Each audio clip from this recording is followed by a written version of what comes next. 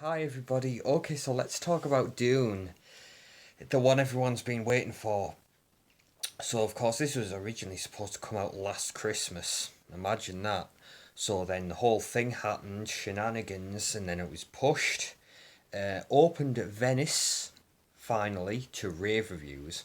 And then obviously it's been getting a gradual release, staggered release worldwide, and it's finally coming to the UK. Just was very lucky to attend an advanced screening. The movie opens over here on Thursday, but this is phenomenal. Absolutely phenomenal. You know, when obviously you see trailers, you see the promotional stuff, you hear about the actual filmmaking process, and the trying, the scope that they're trying to capture and the scale. And obviously, Dune's something that's been adapted more than once. And we had the 84 David Lynch thing, which obviously that was hacked off at the ankles to begin with because it was never going to be given the time or allotted the time that it needed to tell this full story. There was a lot David Lynch was having to condense. So the odds were always against that version. And then obviously you had the mini series on the Sci Fi channel of all places. But now we're finally getting that lavish, big budget, epic treatment that this needs. And Denis Villeneuve, of course, the guy who did Prisoners and Blade Runner 2049, man. And obviously he's proven himself with other stuff as well, like Arrival and Sicario. It's like everything this guy touches, turns to gold. He's got that Midas touch. And you'll be pleased to know his track record continues. My God, there's certain films that have come out in the past, should we say, half a decade. Obviously Blade Runner 2049, Infinity War, and now this joins the list. These are films that you wonder 10, 20, 30 years from now, what are people going to be saying about them?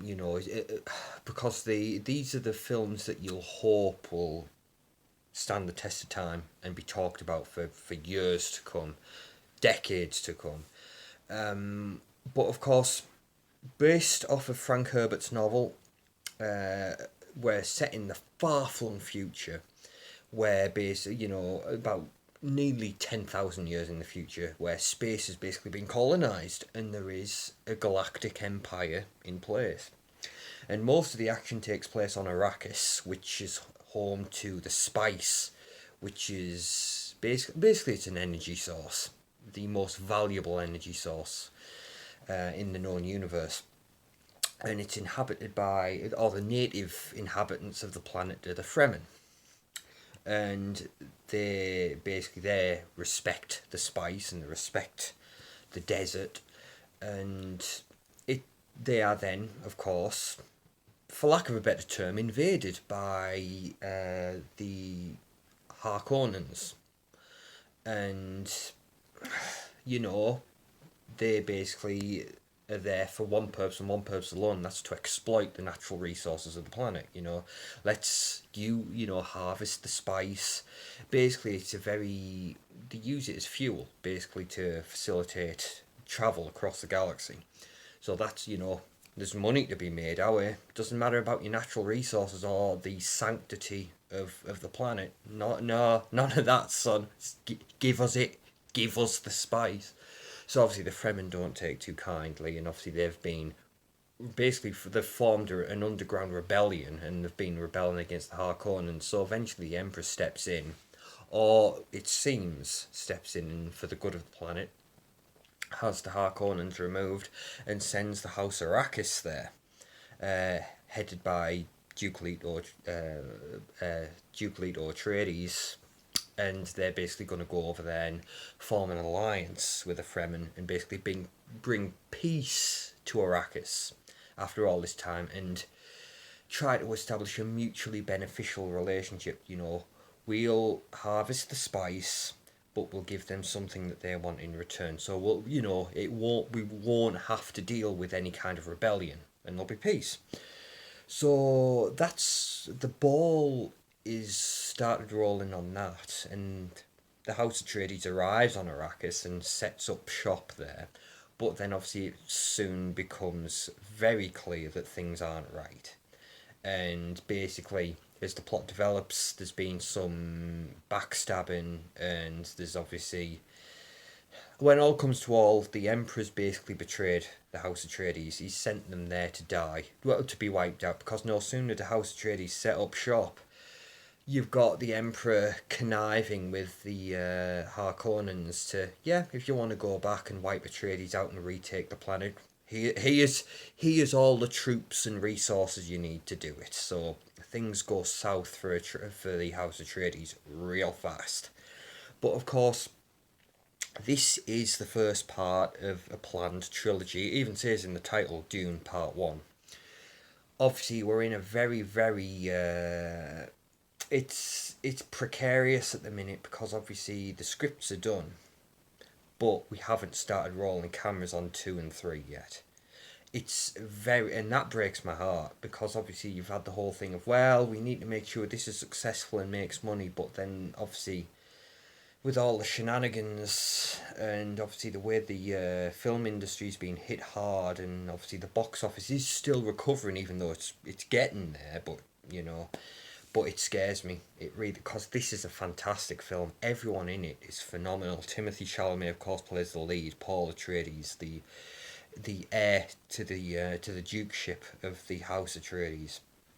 Obviously, you've got Oscar Isaac playing his dad, Duke Leto. You've got Rebecca Ferguson as his mother, Lady Jessica. You've got, and then obviously a whole host of other guys. You've got obviously Jason Momoa, Josh Brolin. You've got Stellan Skarsgård and Dave Bautista in there. You've got Charlotte Rampling's in this movie, man. And obviously you've got Zendaya and Javier Bardem. But there's, it's one of those, it's a dream ensemble cast. But of course, that's just for this movie.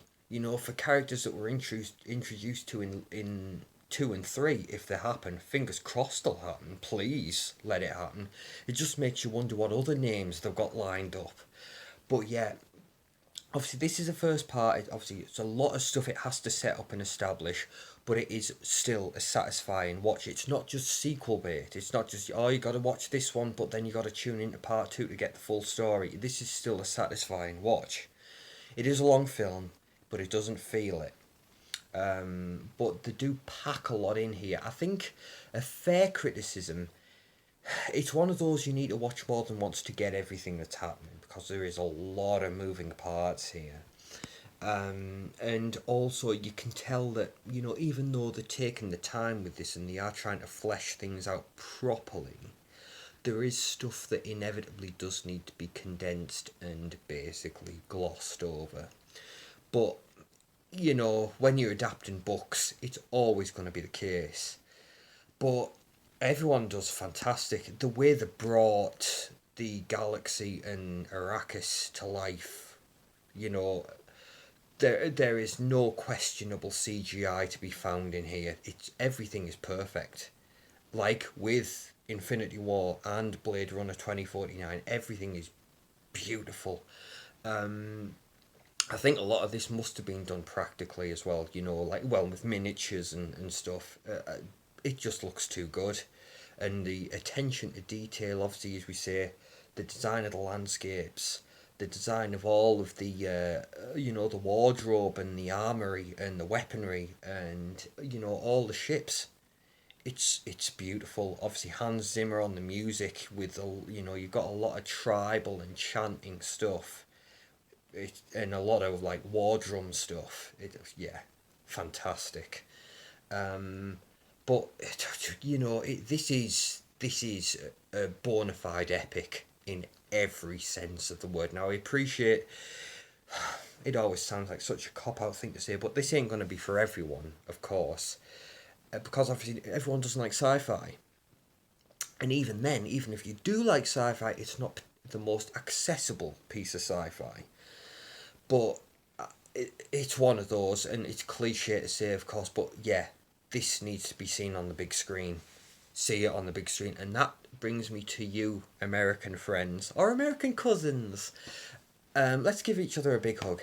Um, this is coming out on HBO Max. Yes, please make the effort. Go to your theatre and see it. Watch it in the theatre. It was a stupid decision. Whoever released this on HBO Max the same day, well, oh no, they've even hacked that off at the ankles now because it was going to be the same day. But apparently they've brought the HBO Max release forward by a day in America. Just to give another middle finger to movie theatres because that's really nice. Thanks, Warner Brothers. Um, but please see this in the theatre. Because this is the only way we're gonna get a sequel. But yeah, we need to make this happen, and it is worth it. Again, if you can see it in IMAX, do so because it was shot specifically for IMAX. That's its intended presentation. So if you can, make it happen. But yeah, absolutely phenomenal. A true epic in every sense of the word. Denis Villeneuve, firing on all cylinders as usual, and everyone brings their A game. A huge, huge well done. What an achievement. But hey, that brings us to a close. If you've seen it, please feel free to share your thoughts. If you're interested in seeing it, hopefully this has helped you.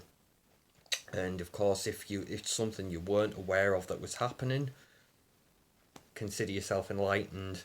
Thank you everybody for indulging me and for listening to me spew my usual word salad, or word soup if you prefer, it's getting colder. But thank you for sticking with me, and I will see you all next time. Thank you everybody. Bye bye.